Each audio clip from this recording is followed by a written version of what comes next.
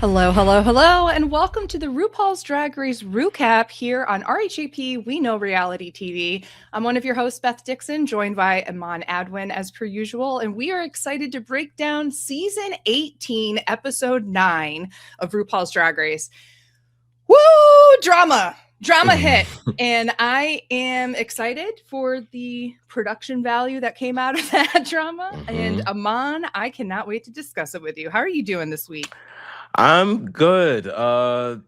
Yeah, this week was there's a lot going on. I don't know what is going on with this season, man. Like there is it it is throwing curveball after curveball after curveball.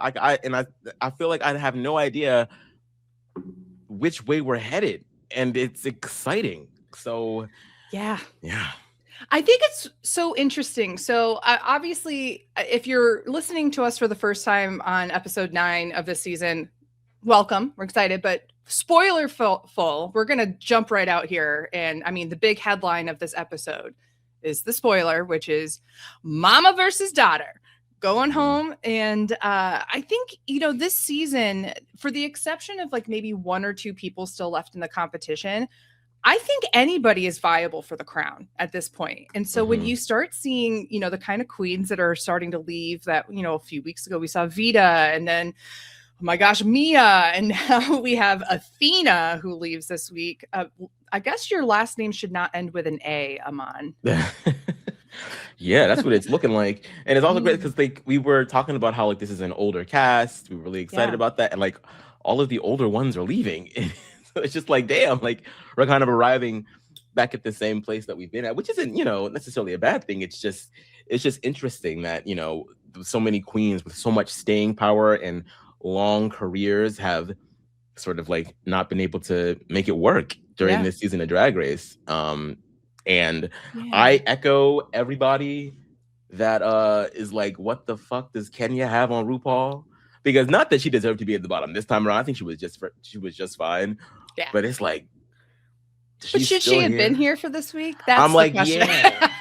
And like here's Vita, the thing. I'm Athena, with you on that. And Mia all went before Kenya. That is crazy. Well, Kenya does end with an A, so she's probably next. Yeah, we'll have to go through who else in the class. So we Nene Coco, now she's safe. Darlene Mitchell, now she's safe. Juicy is safe. Juicy safe. Jane Don't safe. Mikey is safe. Mikey. Is Kenya literally the last She's one the with last an A? A. So you heard it here first, folks. This is the curse of the A as the last name for season 18. So we may see Kenya go next. But Aman, what did you think overall about, again, we have this incredible, lip sync of mother versus daughter, which we'll get into in a little bit. But we also have a rusical that is like a little bit about Annie based off of the musical Annie, but also bringing in kind of like this Vogue house. And I generally kind of liked the plot, so to say, quote unquote, even though it was a very thin plot. I liked the idea of it. But what did you think about the rusical in general? I liked it. I kind of want this to be an actual reimagining of Annie, like a queer Annie where she like, is an orphan in NYC and she finds her family, her chosen family in the ballroom scene. I feel like that'd be a pretty fun story to tell, actually. So I liked it. I think music-wise, I still prefer last year's rusical. Yeah. Last year's was so good. The Wicked Wizard of Oz, whatever it was. The Wicked Wiz of Oz or something like that. Yeah. That was fun. I still listen to Before Dorothy from time to time. But yeah, I did enjoy this. I did think that it gave a lot of people a chance to shine. The only role that I was like, I would try to avoid at all costs was probably definitely I forget who Nene and Discord played, but those ones seemed, okay. Even though they got great critiques, that one seemed to be the death trap for me, and all the other ones seemed to have something they could actually do. You have to have a queen who is truly in touch with the 90s and how grunge and hip hop culture, where they overlapped, because that was such a weird role, because they're choreographing it very like, how were they the favorites of the mother? Like, this was so weird. It was like, oh, we're gonna do a hip hop choreography with heavy metal vocals. So how do you mix that, right? So There's a lot. There was a lot there, but I generally was like with you on that. That I was like, that would be not the one I would want to go for, because you could easily go too far on the hip hop and not get the sense of the character in the song, or you could go too heavily into the song and the characterization and not hit the choreography right. So yeah, and plus you had Nene and Discord doing that, which was interesting combo. But I'm with you. Those were the two roles that I would have stayed far away from. Aman, what were they thinking allowing Jane Don't to grab the Miss Hannigan role? Girl, I mean, it felt like one of those situations where it was like, she's probably going to kill it, but I don't think that I could do it either. And like, I think the only person that may have been able to pull that off was maybe Mikey. Darlene. Mikey and Darlene, I think, could have. But Mikey was so perfect as Franny. But I know.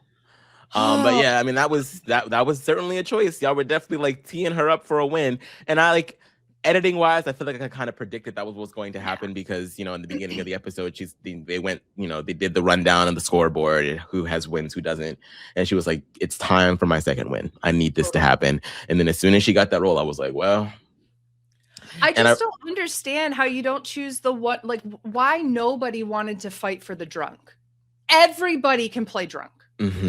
It's like the one thing that everybody feels confident, even when you're joking with your friends, of being like, like that's all. And it's not a lot of choreography. So if you're like if you're not a dancer, choreography, you're drunk. Yeah. Oh my God. It's just, there's so much about this cast that I find so interesting. And like, why Darlene would go for the dog and then do relatively nothing with that part. Like, she looked cute and she did the choreography and everything, but it wasn't like, oh my God, amazing. I just generally felt like there wasn't an excuse this time to not do something with characters. They gave juicy characters, but I meant juicy characters, not Juicy the Queen. They didn't give her characters, although they did. I think it's just very interesting to see that, like, not a lot of people went for characterization. They just went for, can I hit the choreography and sing? Yeah. I found that to be the biggest flaw with most of the performances. So I was kind of surprised that RuPaul kept harping during the judging that, like, we're splitting hairs because all of you did a magnificent job. And I was like, they did okay. I don't think everybody did a magnificent job. Like, I think that there may be like one or two, but there were certainly some parts that were kind of just like, fine. It was just also interesting because they were like, we're splitting hairs. And they'd be like, Kenya, you had all the energy and everything, but you weren't crisp with your words. But, you know, we're splitting hairs. I'm like, but if this is a hair that you've been splitting with her, there's no hair left. There's no hair. It's just split ends, bitch. Like, cut it, get a cut, you know? But that's the kind of thing that I think is interesting, right? Because Kenya, for all intents and purposes, probably should have been more harshly critiqued on that. But I also like, in Untucked and in the edit, they were like, oh yeah, Kenya was in the top. I was like, was she? Because like, I don't necessarily, and I almost felt like Discord almost was in the top. Like, Kenya and Discord could have been in the bottom or in the top. It was just so weird with how they were judging them this week. Yeah, it was. I mean, maybe it's just one of those things where, like, if you're there in person, it registers a little differently. Totally. I did agree with what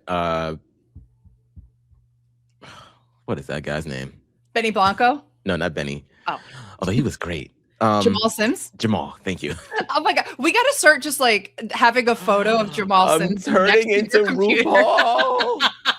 Oh, I hate it. That one right here. Yeah, I was telling this one right here. What's your name? Jinx. And then Monet's like, bitch, I just won All Stars. Oh man, I agreed with what he said about like how her voice was the most appropriate for that, you know, MC role. Like, she was really channeling, you know, all of the great, you know, masters of ceremonies in the ballroom. Like, I was hearing Big Frida in there, you know. Yeah. So I think that was maybe like what really got them going, because I feel like it did sort of set the stage. Like Jamal just kept saying how as soon as they, walked on the stage, like, we were invited in to the world that she was like helping to establish. So I get it. I still don't know if it's top. I think maybe just safe. Yeah, I agree. I thought that she did a safe job. I thought that Darlene and Nene were good for safe as well. I felt like Discord was safe. I genuinely don't think anybody was on the Mikey Jane level, so like no one else should have been in the top, in my opinion. Yeah. And then the bottoms, we have Juicy and Athena, who are obviously in the bottom, and then question marks with Discord apparently maybe in the bottom. Yeah. But it's I think that this was overall, I think they did a good job. Like I wasn't like cringing at anybody being awful. I also wasn't cringing so much at the songs and such. And I do want to just like put out I do want to just like to just do a little shout out and say that obviously Gabe Lopez, who was a part of who was that? Who was he? I think he was the one at the keyboards with Leland when they were, or like the mixing machine. So he passed away recently. And so I do like that they gave a little, first of all, I was even thinking about it at the time and I forgot that he had passed away. Like I saw it as like a headline that came by really quickly. And then I was like, oh my gosh, they're giving them such a good amount of camera time. And then I saw that flash at the end and I was like, oh, wow. So I just wanted to put out there that, we're feeling bad about Gabe's loss, but thankful that they really showcased. I felt like they showcased him more than they normally. It's only on Leland, but I felt like they actually gave him a little bit more camera time this time. So, but yeah, no, I thought that everybody did well. I also, Aman, did you clock that they actually broke down some of the questions we've had about the musical for a long time about like, are they pre-recording these lyrics? And like, does anybody sing live anymore? And like, how long do you have to do all of this stuff now? They actually brought us into that this time. They gave us a little sneak peek into how this shit goes. They said Aman and Beth are just going to be asking the same effing questions every season unless we just give them, okay, so we have to record this and this gives us our chance to like lay down what our choices are that will help inform everything else. And I'm like, thank you. That's all we've been asking for. Great. Yes. What do we feel about the little Nene versus everyone for the casting? Okay. Nene, girl. I love that you're like, I'm riding on a high and I want to bring this to the runway / main stage. Let's also be mindful of what our skill sets are. That's all I gotta say. I was kind of like, I was kind of shocked about like what had happened, because I was watching and, she was going back and forth with Mikey about like, oh no, I want to know. And then Mikey comes around and is like, okay, well, like, do you really want it? And then I went to go like put something in the microwave, fully thinking that Nene had gotten it. And then I come back and then it's Mikey. I was like, wait, what happened? What was all of that? What was all of that for?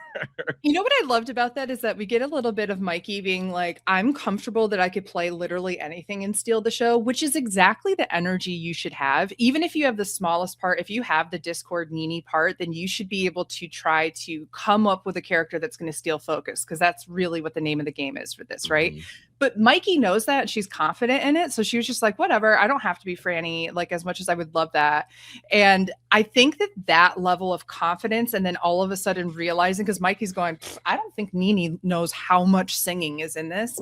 I think all of a sudden everybody looking at her and people had vocally said, Mikey, I think all of that is like really swimming in her head. It is apparently very easy to get under Nene Coco's skin and into her mind, Aman. Yeah, we're definitely starting to see a little bit of the chink in the armor. So I'm wondering if this is going to like blossom into a bit more of a storyline for her, where she's just so focused on how she is like appearing to everyone else and appearing to the judges. And like you can just tell that she's like very hyper aware of, placement and like what's going to get her to the top, and like how she should play everything, how to be strategic about this. And it's like, girl, you just gotta let go and let God. Like you have to like just rely on your strengths and show up and do what you can. Like you're a great designer. you know how to turn a look, like you know how lean to turn into that. a move. Mm-hmm. You're good at mobile and moving and such. I think, you know, it's very funny too, because we also get the origin this episode of Nene has a gun. Nene has a gun, because people are catching strays from her all the time. I love this little bit of like behind the camera lore that we get with them. What a great catchphrase for a season of just like inside jokeness. Nene's got a gun. Nene's got a gun. Very American. Yes. But I genuinely, I think that what a great little character insight that we don't always see. I think we've seen shades of it, but this idea that maybe she's maybe a little shadier and doesn't even realize that she's being shady, that she's just trying to say something that she thinks is on everybody else's mind. But no one else is saying it out loud. She is. I've been that person a lot in my life. That just like the Nene has a gun thing just reminded me of a TikTok that I saw recently where it's like it shows it's like in the UK and it shows like someone walking down the street with coffee and then you hear gunshots and they're like, oh my God, oh, and they start running. And then it's like in America, a person walking with a coffee and they just hear gunshots and they just keep walking and just like song. No, it's true though. It's so sad. Help us! Help! Anybody want a 37-year-old woman coming to live with you in another country? Hit me up. But no, that I'll tell you, the Nene had a gun thing really, really, really got me this year. Got me together. We also had the Grinder. I hardly know her. Mini challenge where it just felt like let's jump on grandma and everybody was just piling on Athena for everything. And we're getting her together real quick. I love that Kenya had to vote for herself, that she was like, I knew they was going to say that shit. I'm planning to win. Okay. I love that. I love that. Own it. Wear it like armor, bitch, because that's the only way that you can slay. And guess what? She was one of the stronger people this week. So she knows how to pick herself up. I want to give her lots of props for that. Yeah. So we have the musical. By the way, both Discord and Kenya are the ones that won. I like that they had to split a $2,500. It's like, bitch, if you don't just drop $5,000, like, come on now. Just like you, why don't they each get $2,500? Exactly. Like, no, you're all gonna get $1,125. Like, what the fuck? Like, come on now. Man, God forbid they had like with a game like that. Did they not assume there would be people who could feasibly share the win? Like, I don't know. That just, or if you didn't want it, like, do a tiebreaker question or some shit. Come on now. I know. I also got to say the titles for everything this week between Franny the Hard Knock Ball, that was cute, whatever, and then Grinder, I hardly know her, and then or the runway being beige against the machine. I just want to give 10 out of 10 for the turn of phrases for this. Very punny. Very punny. I like it. Let's go through each of the queens for this week and talk about their runways as well as how we generally felt like they did, if we haven't already kind of discussed them. And we're going to start off with Mikey Meeks. I love this look because I feel like it's very different from what we've seen from her. Normally she's showing off a lot of like midriff or something, or like, you know, she doesn't even have a skirt, right? It's like all legs. It's like a little swimsuit kind of moment. I love this. It looks so good. I like that they kept saying it looks like the interior of a Lexus or something. I was like, sure. Yeah. Must be nice. I don't know what that's like. I was like, yeah, you're assuming everyone at home. I'm like, nope. Okay, great. Yeah, no, I enjoyed this look too. I thought that it was like just so sleek. I love the slicked back hair. I feel like the makeup was just like a touch harsh. Like maybe she needed like a little lightening up. I feel like it's like very, very, very heavy, but not in like the good drag way. But other than that, I thought this was a very well put together, simple yet exquisite look. And honestly, I feel like Mikey should have won this week. I enjoyed Jane Don't, but I really feel like Mikey really stepped up to the plate. There was a lot going on for her. She had the most vocally demanding number. She had choreography to boot. She had so much time on stage. I just feel like there was just much more work that went into her part. Yeah. And I don't think that she should have won just because it was more work. She should have won because it was more work and she did it. Yeah.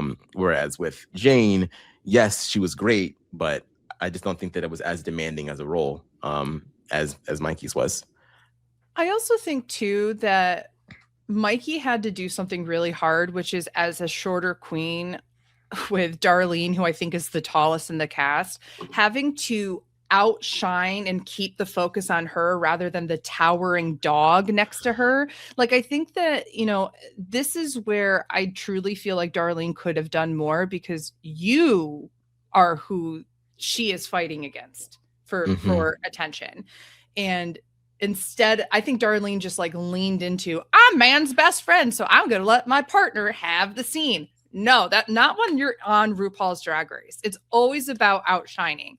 So if she had done, like, I would have loved when she's like all curled up like this, like what if she had had like a leg bowing or something, you know, like just like do random things a little bit more, a little bit bigger. But Mikey had all the disadvantages other than the fact that she was singing at the time. And so I really want to commend her for that. And I think that her vocals were incredible. Boy, isn't it great when you watch people who say, I didn't ever pursue this because I didn't think I'd be good enough. And then you hear that. And then they smash it. Yeah. It's just great. I felt very happy for her because I've definitely been there where, like, you know, all through high school, I was like, I was determined. I was like, I'm going to be on Broadway. This is like my life's dream. I can't wait to do it. And then you get a little older, you start, you know, you're not the biggest fish in the pond anymore. And you're surrounded by people that are just super, super talented. And it's hard not to compare yourself, even though comparison is the thief of joy. And then you kind of just get discouraged and you think, yeah, you're not good enough. But really, no, it's not.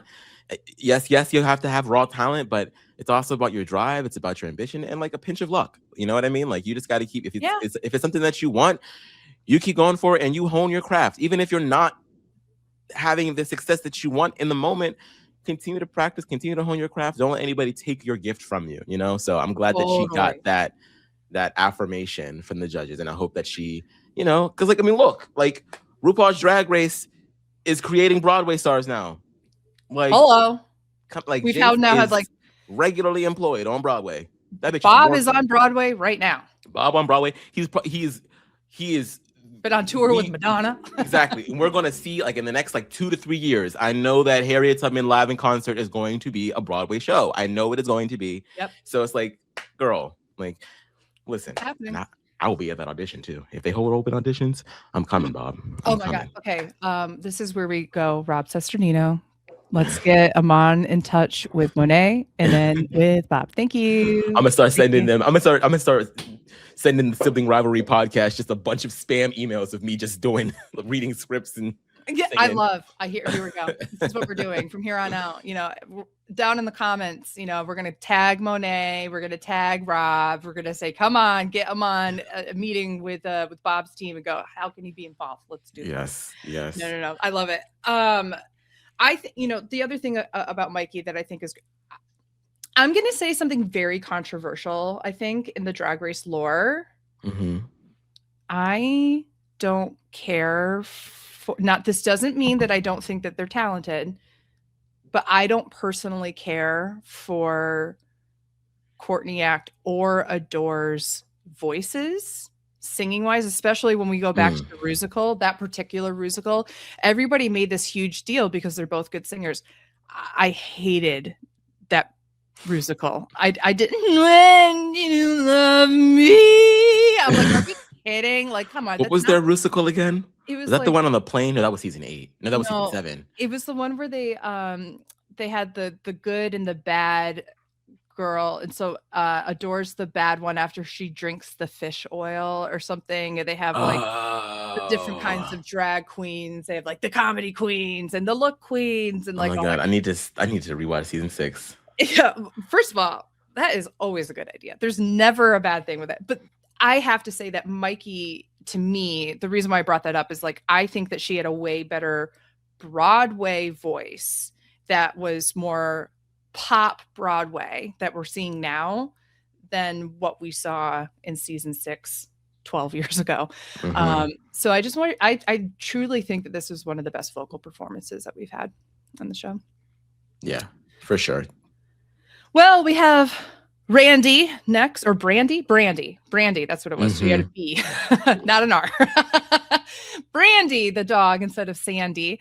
And Darlene was safe. I thought that she looked so adorable as Brandy. Like, I loved the makeup and this kind of like teen, I don't know, like didn't it kind of almost feel K-pop? Like, I don't know, like it was like a K-pop look. I don't know. It was really cute. I thought she did a really serviceable job. She didn't steal focus enough for me to put her at the top, but she was nowhere near the bottom. And I love this runway look. She is so interesting to me. Like, she'll come out with something like this that I'm like, okay, I could see this being like a runway in high fashion. And then the next week I'll be like, oh, that looks like it was at a cookout at a 4th of July party, like, or whatever, she's so interesting with how she does her makeup and everything too. So I like this look. I think that she was perfectly safe in every way this week, and happy to see her around for next week as well.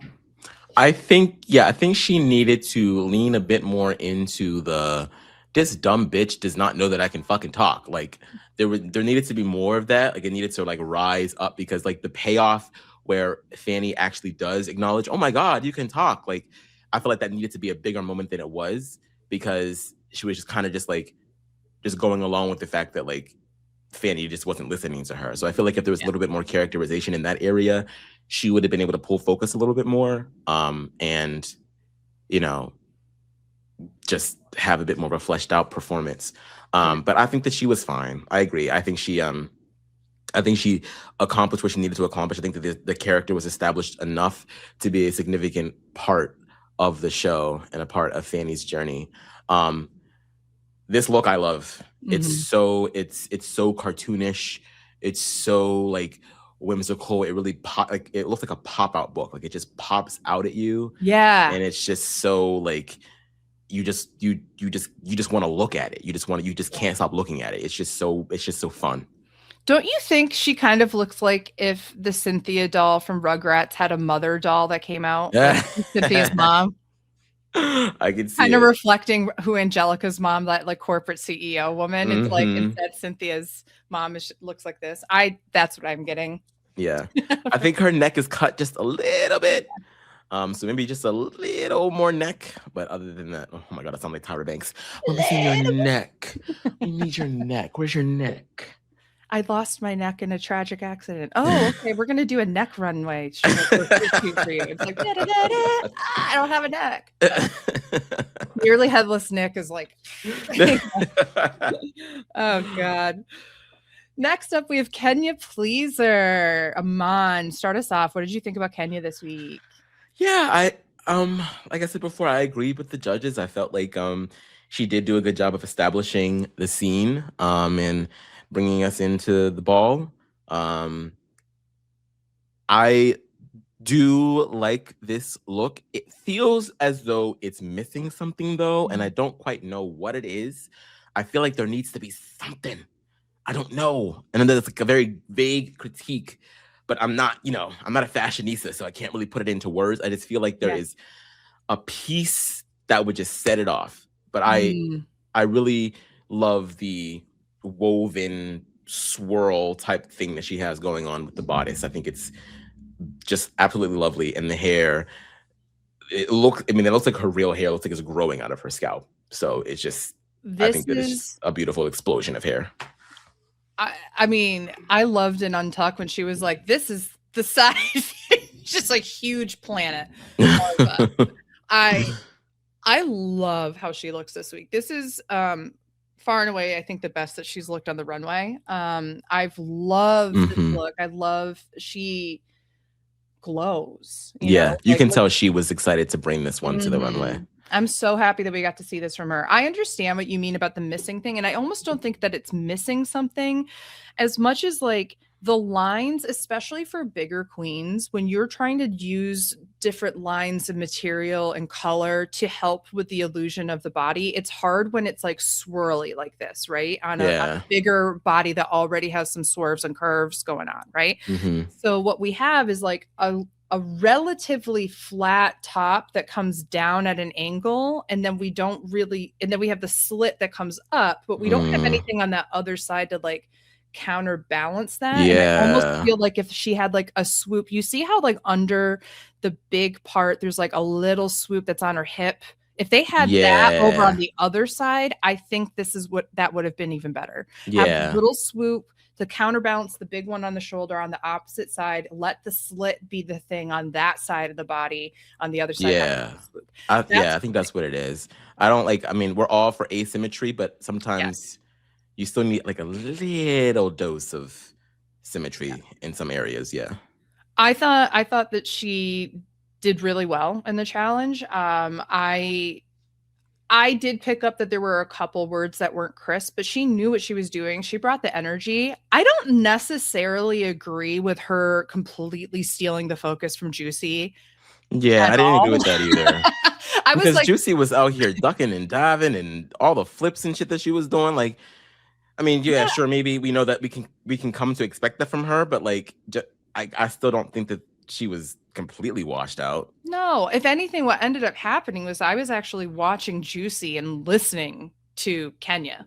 So I felt Kenya's energy and I watched Juicy, because how can you have someone do like a handstand, back that was crazy into a split and then flip on over? She added that in there. They did not choreograph that. I was about to say Jamal Sims sitting there like, bitch, I did not have it. No, but that's the thing. Like, I genuinely, and I feel like the judges, I think intentionally, are not explaining what they mean by like, we don't see who you are kind of thing. And the same with what they said with Athena, because I genuinely think like, we got the character from Kenya. So let's break it down in a way that like Juicy can understand. And so Juicy's actually next. Let me just move over to her. It would have been easier for them to say, yeah, like when you moved up the skirt or whatever, you turned into one of those girls that was like, I'm not letting you see all the goodies for free. Like one of those things. So like, that's a point of view. Other than that, it's just you doing the dance moves without necessarily having a swagger, a point of view. Who is this girl? She's like, I'm a shake my ass in your face, but you don't actually get to see it. So hold on. Who do you think you are? Like, I own all the power, right? Is she kind of bratty? Is she somebody that is gonna tease you, or is she somebody who's gonna give it away? Like, what is it, right? And I know what they were saying with that, but I don't think that they're like explaining this to someone who is clearly very affected by this because of her background, which we're learning a little bit more about with her being addicted to drugs and having rehab issues and these kind of things. So yeah, there's a lot about yourself that you're missing when you go through those pivotal things. And so I feel like, I know it makes good TV, but there's a part of me that's like, could you maybe break this down so that she gets it? Yeah. Because now you're just doing harm otherwise. Yeah. No, I agree. Excuse me. It was not shocking to hear, but more so just surprising to hear about her struggles with addiction and everything, because looking at her, you would never really know. She's sprightly, she's spry, looks like she's in good shape. She takes care of herself, and she probably is now. So you would never look at someone and be like, wow, like that person was like in the gutter. And it seemed like it got like really, really bad at points, because she was talking about how Athena was there for her like through the worst of it, and there was a point where even Athena almost reached a breaking point where it was like, girl, I don't know what to do for you anymore. Like it has to come from within. You have to be the one to make the decision that you've had enough and that you want better for yourself. So I'm glad that she has seemingly come so far from where she was. And I think I totally get the identity crisis of it all, not knowing who you are, especially with queer people. Like, we spend so much time in the closet as young folks. We spend so much time hiding and running because we're afraid of what people are going to say about us, how people are going to treat us, if they're going to continue to love us, that kind of shit follows you into adulthood. And if you don't work through it, you're going to have a very hard time understanding where you fall in the world. Like, what are the things that you enjoy? What are the things that you like? What is it that makes you you? And it's not the outside influences that have been plaguing you for so long. So she's young. She has time to figure it out and to fall into her body, to fall into her space, to fall into her mind. And I hope that this competition is something that helps her hone in on her identity, because it can be very hard. Like, people lose themselves on these shows all the time. Yeah. So I hope that she's able to, still have counsel. I'm sad that she is losing someone that is like very important to her in this competition, because like I know that's got to be tough. Yeah. But in a way, I'm also very, very proud, because like, you fought. Like, you didn't let the relationship that you have with Athena take you out of here. Like, you did what you had to do. You sent her home. She's gonna be okay. That's your mama. She's gonna be fine. You know what I mean? And that's, I feel like, as a drag mother, like, that's what you should want. Like, I'm not a drag mother, so I don't know, but like, I feel like, like any other parental relationship, you want that for your kids. You want your kids to like fucking shine. So yeah, I just this was a rough week for her. She's been going through it. Juicy's been going through it, and I just hope that she's able to hold some peace. I thought that this look was beautiful. The second picture is really giving me Coco Montrese during that lip sync. Yep. The Paula Abdul. Like, I was Paula Abdul herself. And yeah. Did you see that she and Coco had a lip sync where they're both pointing their lips to that song? Yes, I did see that. So good. I did see that. Good. I first of all, beautiful words about Juicy and the journey, because I so co-sign in everything that you said there. I think that the blessing and the curse that will follow her in life is that she's gone through this so early, and that either, like I said, it could be the blessing that helps you've already reached the lowest part of your life. So even if you hit pitfalls in the future, they're not going to be as deep of what you've already climbed yourself out of. So you always have that. But and also you learn much more about who you are and what things you will just literally rather die than give up. Yeah. And you only experience those in times of darkness. And that ends up being a form of the light that you bring moving forward. But obviously this is something that she'll deal with for her entire life, just like many addicts and all different kinds, whether it's, food or drugs or alcohol or whatever. Sex, exercise, work. Sex. Yes, exactly. All of these things are addiction. Sugar, like it's caffeine, like everything is a crutch to try to get by, right? So obviously we hope that there are healthier crutches that she's done. And I like that she is somebody who clearly is very empathetic and very emotionally intelligent and really relies on her community. And what I see is a young person who knows her worth to a certain level. Yeah. And knows that she's got something fierce and knows that she's something, but doesn't quite know the depth at which she's allowed to own it yet. And I think that is the whole mystery of life. At what point do we allow ourselves the permission to own the things that, even if they rub some people the wrong way, they're the best things about us? Yeah. Right? Yeah. So I have full faith that this elimination is not going to be the thing that drags her down. If anything, she's going to feel so much more emboldened to bring Athena with her. Bring it home, girl. Bring it home. And I loved how Athena went out with this, where she basically said, as long as Juicy's still in the competition, I'm in the competition. If Juicy wins, I win. Like that was real. And I really felt that. In terms of her, I didn't think that she was awful, but I definitely understood what the judges were saying. And then with this look, I love the top. I hate the bottom. I love the sleeves. There's just something about before it turns into kind of like the trumpet mermaid part of the skirt. It just feels like an awkward length. in that middle area. Like it's elongating a part that's not really elongated for her. And Do you now think it's the lines again, like kind of similar to how you were talking about Kenya. Kenya's, like the fact that it's like vertical on the top and then it switches to a horizontal?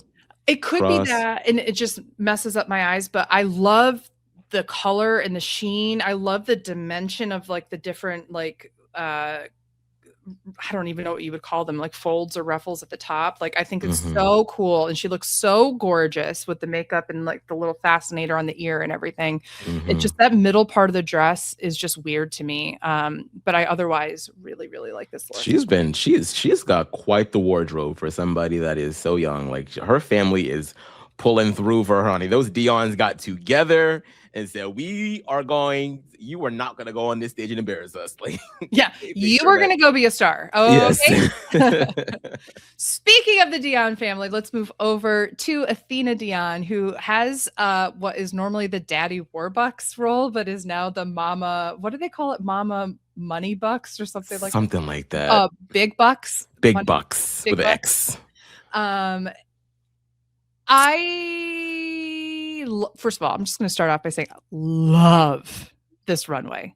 Love. It is so campy, but also so fabulous and so beautiful. Love, love, love, love, love. In terms of the performance, this is the thing about the judges. When they cut to the judges, she wasn't that bad. Okay. Now, were they correct in that she could have been giving more of a character? Yeah. 1,000%. But yeah, they kept cutting to Michelle and she was like, yeah, they were really, the editing was really trying to sell us that she was doing the worst. Yeah. And I don't think that, I don't buy it. It was a little disjointed. But you know, like you said, I agree that there wasn't enough, because she spent a lot of time on stage and she didn't utilize that time the same way that Jane Doan did. Like they kept cutting the camera to Jane Doan, and every time she's doing something different. She's either taking a drink, or she's like dancing drunkenly in the back, or she's reacting. Like acting is reacting, right? And I feel like a lot of the time, Athena, it did look like she was like in her head. She's like, okay, so what do I have to do next? Like I got through that part. Okay, like what are the lines next? Like what's the next move? Okay, all right. And you could just see the wheels turning. So yeah, I agree with her being in the bottom, but again, I mean, and they did say, you know, we're splitting hairs, so it definitely wasn't as bad as the edit would have us believe, but there was definitely just not enough. Like you gotta give us more. Like you're supposed to be like you are the mother of this ballroom, right? Like you gotta, bitch. Like there needs to be more of a presence, and maybe it was a bit of the wardrobe. So like I feel like her outfit was kind of understated. Like I feel like she needed like a little bit more of like a, I don't know, it just needed to be bigger, in my opinion. I honestly think like the issue that she and so many people had, and we got to see them be with Jamal Sims as a choreographer and with Leland and Gabe for the vocal portion, but we didn't get any insight as to whether or not they got direction, right? Yeah. And that is, in my opinion, the most important thing when it comes to musical theater, because it doesn't matter if you're a bad dancer or a bad singer. It matters if you're a bad actor, because if you can only sing, we are not going to understand how this is progressing a storyline. If you're just singing, if you're just dancing, again, we don't see how it's progressing a character or a storyline. And so when you have someone like her who is just basically blank face and trying to be like, I look the part because I'm normally this person.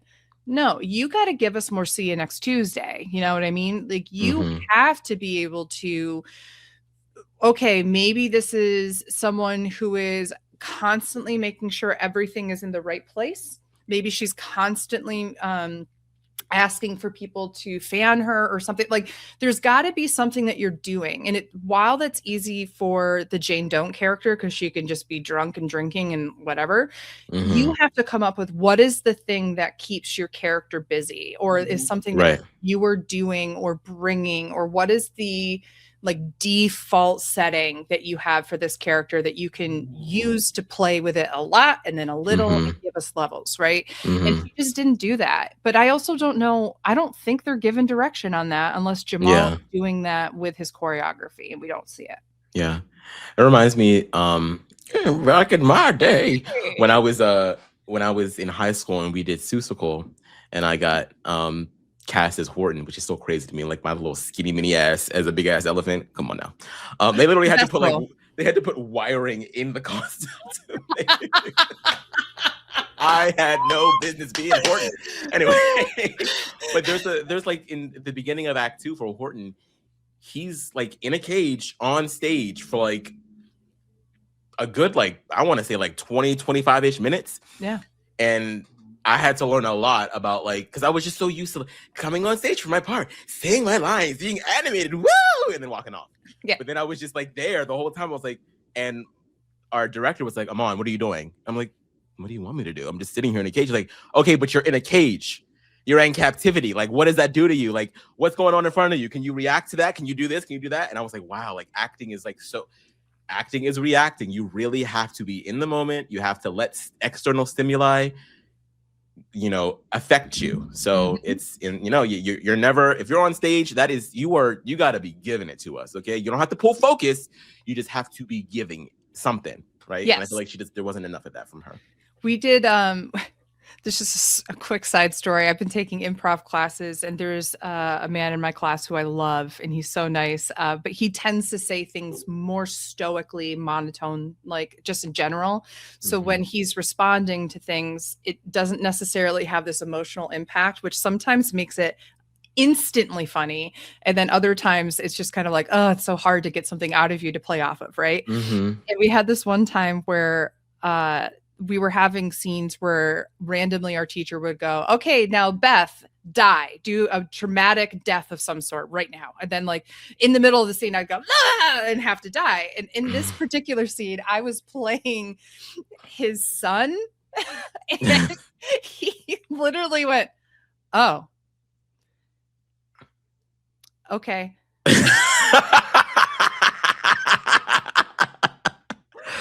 Not that. And our teacher went, pause. Let's assume that your son dying is a bad thing. Let's see how you feel about that now. And he went, okay. And they went, all right, play. And he went, oh no, my son's dead. Oh no, our table died. It's broken.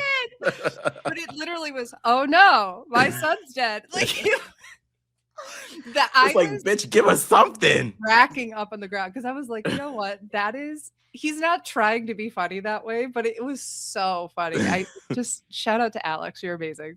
Anyway, but yeah, I think Athena, unfortunately, I think she also kind of sacrificed herself for Juicy. I think we kind of get the hint of that, but she really didn't give anything in the lip sync. I think she kind of resigned that. If it's versus Juicy, I want Juicy to pull this out. And there was no space for her to move in this look. Like I was thinking, are you going to take this? Is there a tearaway? Like what's going on?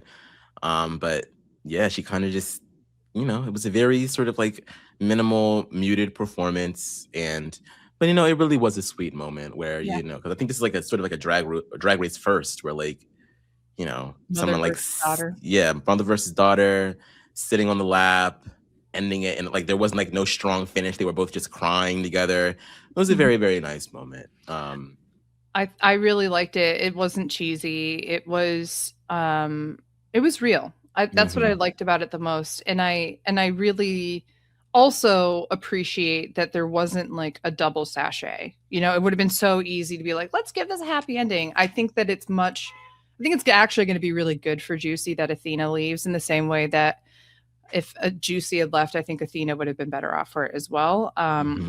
But I don't know how much more we would have seen from Athena. She already came in incredibly polished and grand and all these things. I think she just, quite frankly, needed the platform. And boy, does she get it. And I love somewhere I think it was in Whatcha Packin' when she was talking to Michelle, she was like, I'm a Leo, so I just wanted to be seen. And I'm like, I feel that. Yes. Yeah. You are definitely an epitome of a Leo. I say that as a fellow Leo for sure.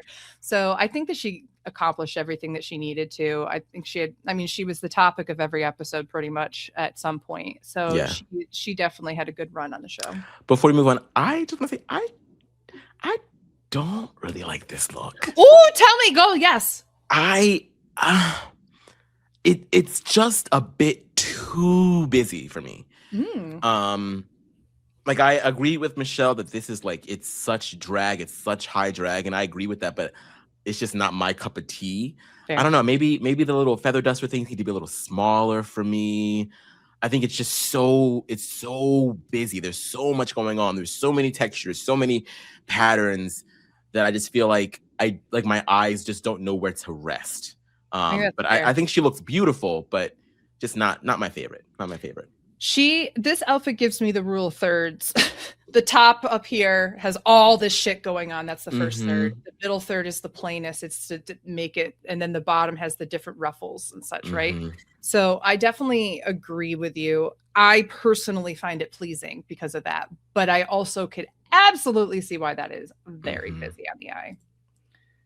Let's also talk about busy on the eye with I'm sorry, I gotta say, I fucking hate this dress so much. Do I. What is going on?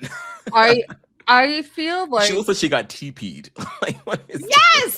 Oh my God, yes. She looks like somebody was trying to do an at-home, very quick Britney Spears Burmese snake moment. You know, like like you know when somebody walks out of the bathroom and they have toilet paper stuck to their shoe? She had it all on her dress. That's what this is giving, but the dress version. This is giving a cat took that toilet roll and then went all over your dress with it. I also don't care for the hair or the makeup this week. I don't know why. I just feel like it's really kind of similar to Mikey. It's like very dark. It's dark. It's heavy. The hair looks like ramen noodles. It's just not. This looks like a very different queen. This looks like a filler queen from like season 4. Like this doesn't look like her. You know what I mean? Yeah, it does look dated. It looks very dated. But in terms of the challenge, I don't know that I could definitively say that Discord or Nene was better than the other. I'm not quite sure. They were like fine to me. Like I would not have been mad if things were switched in terms of like the duos. They were saying like, oh, Kenya and Juicy didn't gel. I disagreed. I thought they were fine together. Yeah. These two, they gelled, but they gelled because they were both awkward looking as fuck. In the middle and they were offbeat from some of the dance. Like they showed it. I was like, they were like talking about when they were doing the deliberations. Like, yeah, you guys were in sync. And then they cut to some footage and like they're on different beats. I'm like, what is going on? I love. You were on beat for being two white people. Yeah. You were off beat on beat, bitch. You were clapping on the 2 and 4. Wait, no, 1 and 3. I always mix it up the wrong way. 1 and 3. On the 1 and 3. Give us that downbeat, baby. I truly felt like this week Nene's look is really strong. We're going to get to that in a second. So I do think that that's why Nene is safe. And then Discord's in the bottom, technically. I put her as safe because I think it was pretty obvious that there was really only a top 2 and a bottom 2 this week. But they were like, we got to make it somewhat dramatic. But okay. Speaking of Nene, I love this look, especially the effing hair with it. Yeah, the hair is amazing. Don't you feel like she has like some like really cool David Bowie inspired kind of to her at times? Yeah. Like she's got like a bit of an androgynous feel to her. I think it's because she looks great in drag. She's handsome out of drag. So she just has one of those faces that like can just go back and forth very, very well. Yeah. I love the look too. I could instantly tell what it was. Like I knew that I love that she just did a bunch of jeans and khakis. I was like, this is fun. This is fun. I do wish that it was cinched a little bit more in the waist because it does sort of give a bit of like a wide blobby type look to it. So if it was just a little tighter around the waist, it would just be a 10 out of 10 for me. But yeah, I absolutely loved it. The boots are just giving their everything.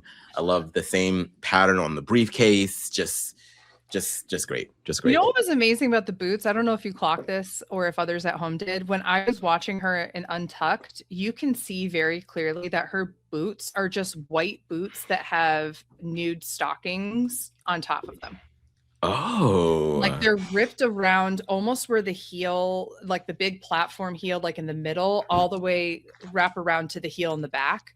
right. And then they go up from there. So it was very interesting. All of a sudden I looked and I was like, why does she have spider webs on her? Oh, it's like it's tights. That's so funny. So Nice. love the creativity there, and also showing that you don't need to like spend a ridiculous amount of money on the perfect shade of something if you can just make it look like this. And it also goes with what she's doing up top, is to have something that looks a little distressed or whatever the case might be. Right. And then last up, we have Jane Don't, who we know is the winner of this week's episode. I think that we've basically said everything we can say about her performance. It was exactly what you expect from it. I tend to agree with you that I wish that Mikey had won, but this is the other thing too. I wish that Jane did not go for this character, because it's, again, exactly the character I expect from her. Yeah. I would have loved for her to actually try to be Franny, right? If her and Mikey had switched, I think that would have been very interesting. But I think with this look, I don't necessarily get beige from it. I got brown. Yeah. But I love everything else about it. Yeah, it's a very, very extravagant look. I feel like, I don't know why, but Jane Don't, and please don't take offense to this, Jane, if you ever listen to this. She reminds me a lot of the same aesthetic of Sherry Pie, which is crazy because we barely saw Sherry Pie because they did a good job of editing her ass out. Yeah. But just like the taste level, I feel like is so similar. Like the looks that Sherry would bring to the stage remind me so much of like what Jane is doing now. With like a Jinx Monsoon twist. Yeah. It's very old school, but high class, high level, just rich, just very rich. So yeah, I enjoy that a lot. Again, definitely deserved to be in the top, but I think Mikey really, really took it home this time around. But you know, it's for the plot. It's for the plot. The plot we love. No, for the plot of your own Instagram feeds, we have our queen suggestion shout out of the week, our drag shout out. This week we have Bo Dehas, Instagram at BEAU_DEGAS.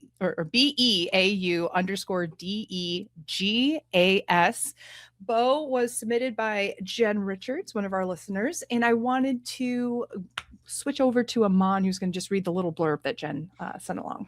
I am trying to find it. I will now vamp. I got it. Says, hello, long-time listener, first time reaching out. Hey, Jen. Hi, Jen. Love the podcast. Listen to every episode.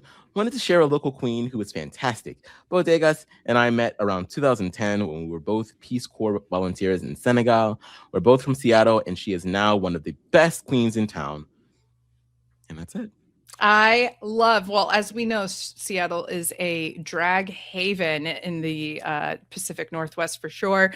Obviously, Jane Don't, also coming from Seattle. We have a huge history of lots of, specifically over the recent years, an incredible amount of Seattle drag. So Bo, coming to us from Jen, thank you so much for the suggestion. Please go ahead and follow. If you have a drag artist that you would like to shout out, whether they're a bedroom/social media queen, if they're a fashion queen, if they're doing advocacy work, if they're in the bars, if whatever you're interested in, please send them our way. You can send it to us as DMs, or you can go into the Patreon RHAP Discord, and in the RuPaul's Drag Race channel, you can tag myself or Aman. I'm assuming you're in that Discord, but you can definitely tag me if you're. We'll check it out every week. Thank you once again, Jen. Yes. All right. So I think, we've touched a lot on the lip sync, but we'll just say very briefly that there was a lip sync that happened where Juicy and Athena obviously had to lip sync against each other to the Selena and Benny Blanco. So, what's the song? Call Me When You Break Up. Yeah. And I also felt like the song was like putting salt in the wound. Yeah. Call me when you break up. You all are breaking up right now. So shout out to Benny Blanco too. I feel like he was very present as a judge. He just seems like such a cool guy. So many people rag on him for his looks, you know, like saying that he's like not a looker. Like, but you know what? Just me watching him on Drag Race, I can see why the hell Selena is into him. He just seems so just nice and chill and kind, and just he gave a shit about like his job as a guest judge. So I found that very, very cool. I want him to come back for sure. 1,000%. This is exactly why it's so funny that we have a poll podcast where we go through and we judge looks. Like, because first of all, who the hell am I to judge looks? I'm wearing a t-shirt like I do almost every single day, right? I have no sense of fashion for myself or anything like that. And these are amazing artists.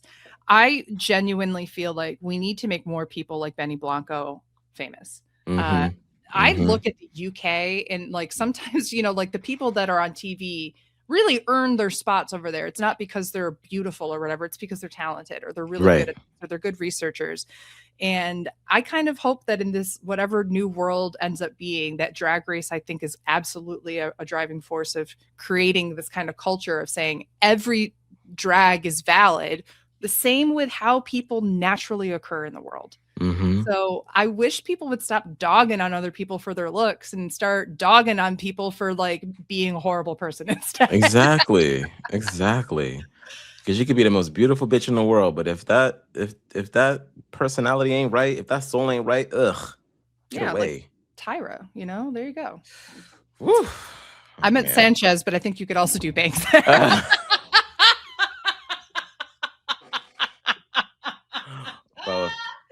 That's a joke. Why has Tyra Banks not been a guest judge on Drag Race? And after watching this latest documentary, maybe I'm starting to understand why. I'm like, I think all of Miss J and Mr. J's friends are Drag Race people. There we are. They should. They should be on Drag Race. Mr. J and Miss J. Miss J Nigel Barker for that reason. Yeah. He was? Yeah, there was I think it was like season 3, 4 or something like that. Oh, I missed that at one point. Well, they need to bring him back. Oh, agreed. Especially now. Now more than ever. while the going is hot, like, are they filming 19 right now? Or is it in the summer? I don't know. I think it's the summertime. Summertime typically, I think, right? Well, if anybody in production hears this, invite one of the J's, invite Nigel. Hell, invite Tyra again, even though I'm sure she's probably the reason why she hasn't been there. She probably keeps saying no because she thinks it's beneath her. Or at least give us some tea. Make it fun for the audience at home to know why people aren't coming on the show. Yeah, exactly. Because I mean, this show is basically a spoof of Top Model. Like, you guys got like a lot of your inspiration from the show. So the fact that she hasn't been on yet is kind of, it's a little weird, but yeah. Oh my goodness. Anything else that we should say about this episode? Was there any other drama or anything like that we're missing, Aman? No, I don't think so. I'm just everybody left. Who hasn't won yet? Just Kenya and Discord and Darlene. Okay, yep. Well, they got to get on the board because what do we have? The final 9 or 7 now? We're at the final 7 now. So with the final 7, Aman, who do you think going into the final 7 are the top 3? Nene, Mikey, and Jane. Those are my 3 as well. I have a feeling Juicy will end up in the top 3. So I would switch out Nene for Juicy, I think, if I needed to, in terms of who do I think RuPaul is going to reward. But I think Jane is a slam dunk. Or she's like the best ever 4th, 5th place person. You know what I mean? Yeah. Like, I will be really, really, she has not been safe. She's been in the top every week. Like Kenya said, Jane don't bottom. Just saying. Oh my goodness. Well, Aman, where can people find you? What are you up to? Whole 9 yards. You can find me everywhere at Aman Adwin. I am here at Drag Race and over at the choir. Oh my God, I keep saying choir. at the diary room with Matt. We are very, very close to beginning round 2. We got some great guests to kick off round 2. I think we have the final episode of round 1 coming out this week. So check us out on Tuesday. And then we're gonna hit the ground running with round 2, baby. We're getting down closer and closer to figuring out who the best player is gonna be. So check us out over there. Goodness. Who do you think is gonna end up on top over there? I think we're gonna be hard pressed to get rid of Derek and Dan and Will, because those are just the mainstays. I really don't want it to be them, because there are some pieces of my soul that don't necessarily believe that they are. I think that they might have been at one time. Right. But so much has changed about the game. So I'm hoping that it's somebody a little bit more understated. I really do, but we'll see. I really couldn't tell you. We're going to have all of you all clock in to the podcast and share your thoughts on their content as well. You can follow me over on Blue Sky at Beth-Dixon, or on Instagram and Twitch at AugustaWind11. I'm just hanging out with Aman doing Drag Race coverage for now. But we'll of course share if I do anything else with RHAP in the meantime, or anything else. I want to thank everybody behind the scenes at RHAP for all of their support to get this out to your eyes and ears. And it's also the beginning of a new month. We'd love to encourage you to become a patron of RHAP, where you have access to various different kinds of community channels, as well as videos and certain kinds of Q&As with Rob and all these other wonderful fun people. So please consider becoming a patron. Now is the best time to do it, in the beginning of the month. Thank you all so much, and we'll see you next week. Bye.